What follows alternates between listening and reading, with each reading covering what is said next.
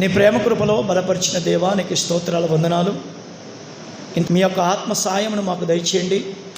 వింటున్న వారికి వినగల చెవు, గ్రహించే మంచి మనసు దయచేయమని నా తండ్రి ప్రార్థిస్తూ, నాయన మీ నామానికి కృతజ్ఞతాస్తులు వందనాలు చెల్లిస్తూ క్రీస్తు పేరిట ప్రార్థన అడుగుతున్నాము తండ్రి, ఆమేన్.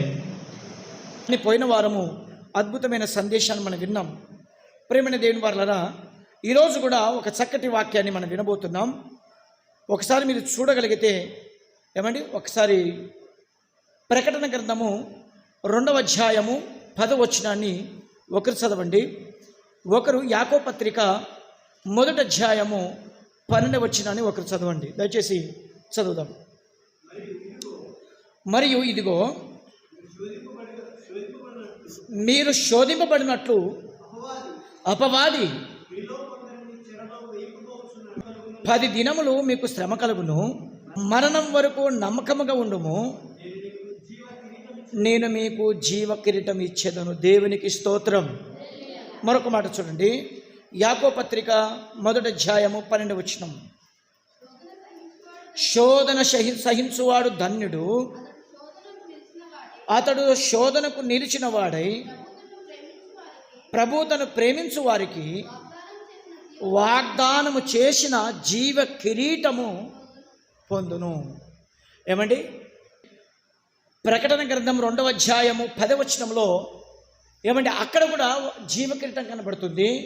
యాకోబు పత్రిక 1వ అధ్యాయం 12వ వచనంలో కూడా మనకి జీవ కిరీటాన్ని కనబడుతుంది. ప్రియులారా, ఇక్కడ గమనించండి, యాకోబు పత్రికలో శోధనకు నిలిచిన వాడే, అంటే శోధనకు నిలిచిన వానికి జీవ కిరీటాన్ని ఇస్తానని చెప్తున్నాడు. ప్రకటన గ్రంథములో నమ్మకమైన వానికి జీవ కిరీటం ఇస్తానని చెప్తున్నాడు. ఈ 2 విషయాలను మనం ధ్యానిస్తే ప్రియులారా గమనించండి, శోధనకు నిలిచాలి అని ప్రభు చెప్తున్నాడు. శోధనకు నిలబడాలి. నీకు శోధన వచ్చినప్పుడు నువ్వు ఖచ్చితంగా నిలబడవలసిన అవసరత ఎంతోగానో ఉన్నది అని ప్రభు చెప్తున్నాడు. మరలా మనము యాకోబు పత్రిక 1వ అధ్యాయము 12వ వచనం మనం చూడగలిగితే చూడండి, మరొకసారి చదువుదాం. శోధన సహించువాడు ధన్యుడు, అతడు శోధనకు నిలిచిన వాడై.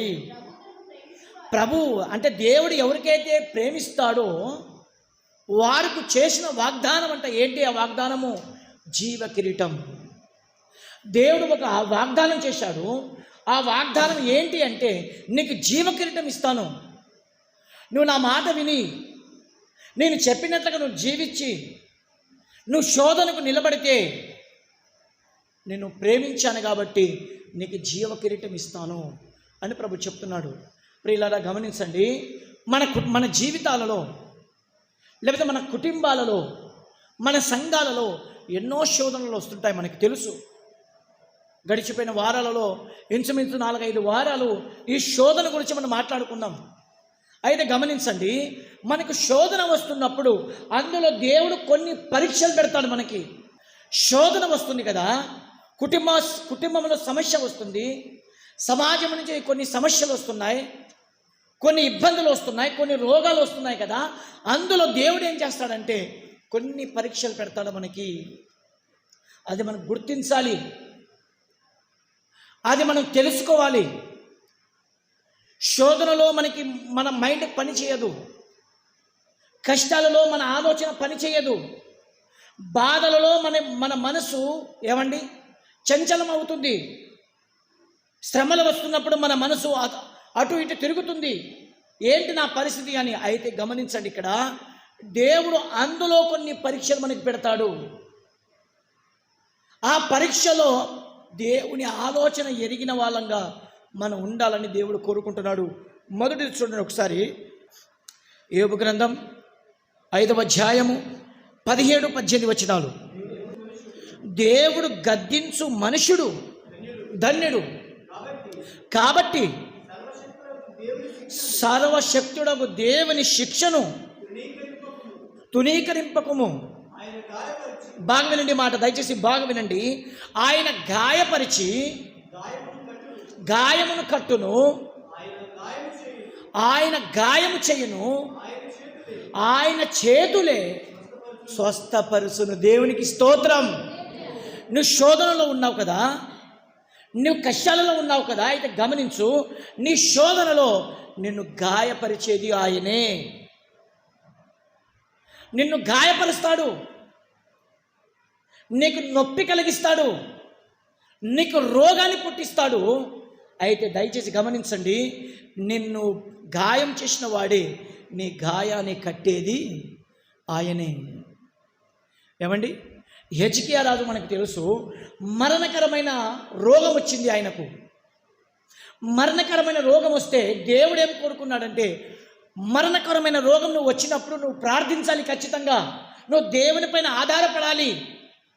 నీ ఆస్తి పైన, నీ డబ్బు పైన, నీ బలము పైన, లేకపోతే నీకున్న ఆరోగ్యపు పైన నువ్వు ఆధారపడకూడదు, నాపైనే ఆధారపడాలి. దేవుడు గాయం ఎందుకు కలిగిస్తాడంటే, ఆ శోధన నీకు ఎందుకు తెప్పిస్తాడంటే, నీవు ఈ ప్రపంచంలో ఎంతమంది ఉన్నా, ఎందరూ ఉన్నా, నీ పిల్లలు కావచ్చు, నీ కుటుంబం కావచ్చు, నీ భార్య కావచ్చు, నీ భర్త కావచ్చు, లేకపోతే వైద్యం ఎంత పెద్దది ఉన్న ఈ ప్రపంచంలో, అయితే గమనించండి, నీకు కష్టాలు వచ్చినప్పుడు నువ్వు దేవునిపైనే ఆధారపడాలి. నిన్ను గాయం దేవుడు ఎందుకు కలిగించాడు తెలుసా? నీవు ఆయనకు జ్ఞాపకం చేసుకోవాలని. ఎందుకో తెలుసా? నువ్వు శోధనలో ఉన్నప్పుడు నువ్వు దేవుని పైన ఆధారపడి బతికితే దేవుడు నీకు జీవ కిరీటం సిద్ధం చేశాడు. ఆ జీవ కిరీటాన్ని ఇవ్వడానికి ప్రభు పిల్లలు గమనించండి, గాయం చేసేది ఆయనే. చెప్పండి, ఆ గాయాన్ని కట్టేది.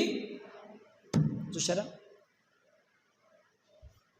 బైబిల్ గ్రంథంలో ఎంతోమంది చనిపోతే, ఎంతోమంది అనారోగ్యంలో ఉంటే, ఎంతోమంది శ్రమలలో ఉంటే, వారందరినీ విడిపించి, వారందరినీ కాపాడి, వారందరినీ స్వస్థపరిచి నిలబెట్టింది ఆయనే.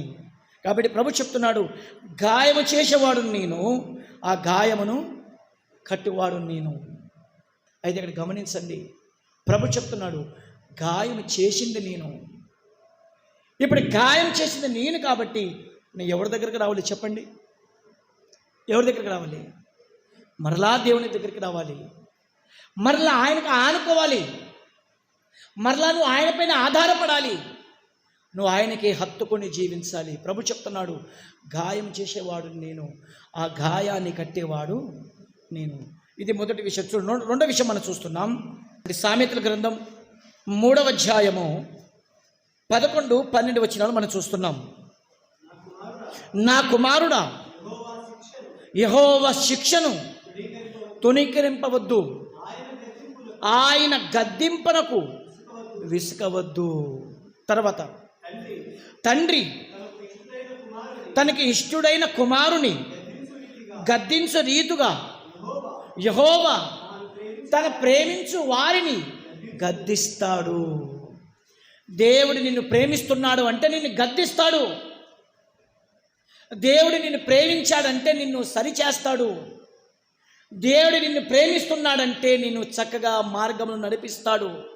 పిల్లరా గమనించండి, ప్రభు చెప్తున్నాడు, ఒక తండ్రి ఎలాగైతే తన కుమారుణ్ణి గద్దిస్తాడో, నేను కూడా మిమ్మల్ని ప్రేమిస్తాను కాబట్టి మిమ్మల్ని గద్దిస్తాను.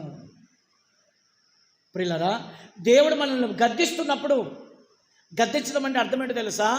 ఆయన గద్దించినప్పుడు నువ్వు ఎప్పుడైతే తప్పు చేస్తావో నిన్ను గద్దిస్తాడు. అప్పుడప్పుడు చూడండి, మనము నోటి మాటలతో మనము పాపం చేస్తుంటాం, చూపులతో మనం పాపం చేస్తుంటాం, ఆలోచనలతో మనం పాపం చేస్తుంటాం. అప్పుడు వెంటనే దేవుడు గద్దిస్తాడు, నిన్ను దెబ్బ కొడతాడు, నీకు భయంకరమైన ఒక సమస్య వస్తుంది.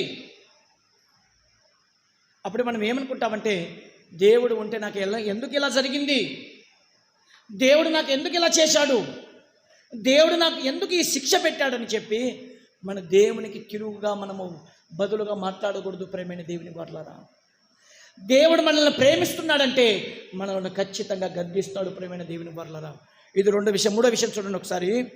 హెబ్రీ పత్రిక 12వ అధ్యాయము 5వ వచనం చూస్తున్నాం. మరియు నా కుమారుడా, ప్రభువు చేయు శిక్షను తునీకరింపకూడదు. తర్వాత, ఆయన నిన్ను గద్దించినప్పుడు ఇసుకకుము. ఇక్కడ ఏమంటున్నాడంటే దేవుడు శిక్షిస్తాడు. ఏమండి, ఆయనే గాయాన్ని చేస్తాడు, ఆయనే గద్దిస్తాడు, మరి ఆయనే శిక్షిస్తాడు. ఆయన గాయం చేసినప్పుడు మనం బాధపడకూడదు, ఆయన గద్దించినప్పుడు మనం బాధపడకూడదు, ఆయన శిక్షించినప్పుడు బాధపడకూడదు. ఎందుకు తెలుసా? జీవ కిరీటము సిద్ధంగా ఉంది మనకి.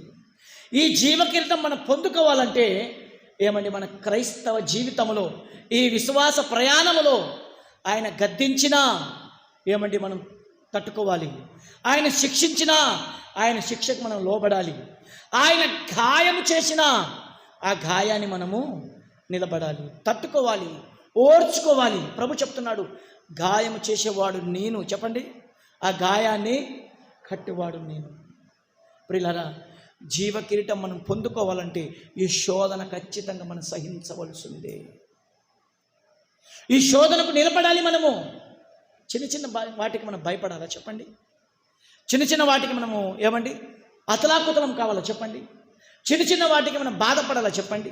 అయితే బైబిల్ గ్రంథంలో అబ్రహాము అలా బాధపడలేదే, ఇస్సాకు అలా బాధపడలేదే, దావీదు అలా బాధపడలేదే, యోబు అలా బాధపడలేదు. ఇలా భక్తులందరినీ మనం చూడగలిగితే ఏ భక్తుడి జీవితంలో కూడా దేవుడు గద్దించినప్పుడు, దేవుడు శిక్షించినప్పుడు, దేవుడు వారిని గాయపరిచినప్పుడు వారు ఎప్పుడు కూడా బాధపడలేదు. ప్రేమైన దేవుని వారులారా, కాబట్టి జీవ కిరీటం మనం పొందాలంటే ఖచ్చితంగా దేవుని శిక్షకు మనం అనుభవించవలసిందే, దేవుని గాయాన్ని మనం అనుభవించవలసిందే, దేవుని గద్దింపుకు మనం లోబడవలసిందే. ఆయన చెబుతున్నాడు, ఏ చేతితో నేను గాయపరిచానో అదే చేతితో నిన్ను స్వస్థపరుస్తాను. అట్టి కృపా దేవుడు మనందరికీ దయచేయునుగాక. దేవునికి స్తోత్రం. అందరు కళ్ళు మూసుకుందాం, ప్రార్థన చేసుకుందాం.